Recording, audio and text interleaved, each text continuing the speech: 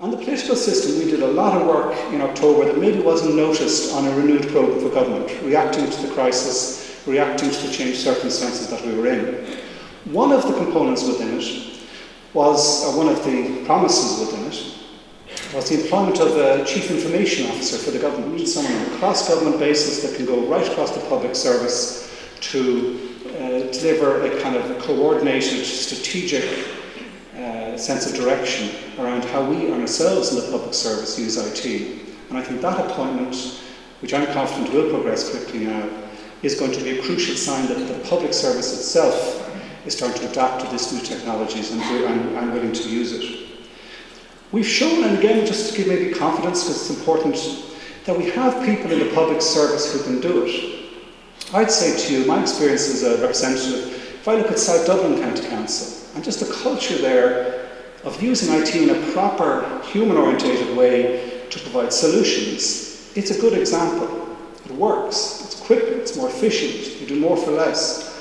And it's driven from the top with people who have an ideological predisposition towards using these technologies. So there are examples I've seen in my everyday work where we are doing it.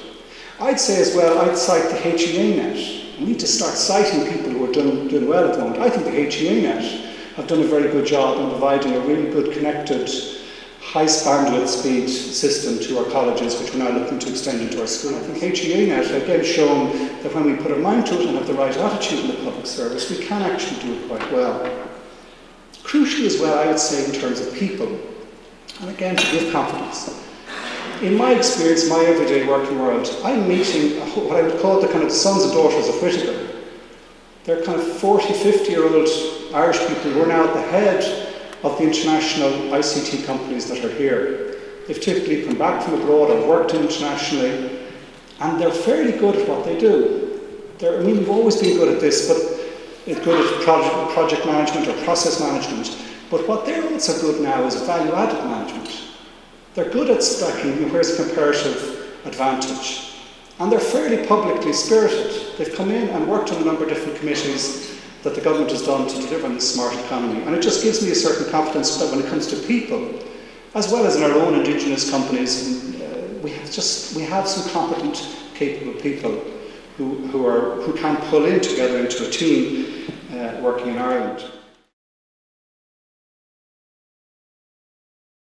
We also need to be risk-taking. If I say culture, we have there's a terrible history in our public service, I would have to say, of risk averseness. Don't make a mistake.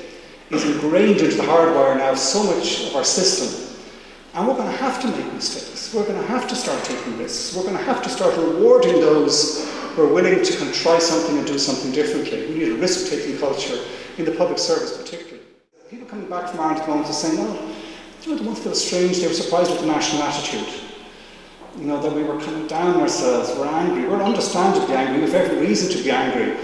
But ultimately, it's not going to get us out of the difficulties that we're in. Yeah, it's not going to be the counter-stimulus, be the get up and go that actually means we don't contract ever downwards.